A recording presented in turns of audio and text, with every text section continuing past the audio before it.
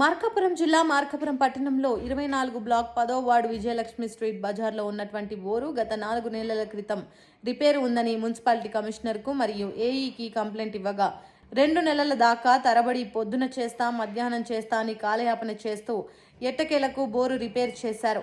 4 నెలల క్రితం రిపేర్ చేసిన బోరు సరిగ్గా బాగు చేయక బోర్లో నుంచి వాటర్ 4 నెలల నుంచి రోడ్డు పైన వృధాగా పోతుంది. అయితే ఈ విజయలక్ష్మి స్ట్రీట్ వాటర్ వదులుతున్నటువంటి మున్సిపాలిటీ వర్కర్ ఎస్కే వలి అనే మిత్రుడికి ఈ విజయలక్ష్మి స్ట్రీట్ ఉన్నటువంటి ప్రజలు మహిళలు అనేక మార్లు గుర్తు చేశారు. అయినప్పటికీ ఆయన కాలయాపన చేయడం వల్ల అధికారుల దృష్టికి తీసుకెళ్లినా ఫలితం లేకపోయింది. వెంటనే ఇప్పటికైనా అధికారులు గమనించి ఈ బోరును ఎప్పటికప్పుడు పర్యవేక్షిస్తూ రిపేర్లుంటే వెంటనే రిపేర్లు చేయించాలని ప్రజలు వేడుకుంటున్నారు.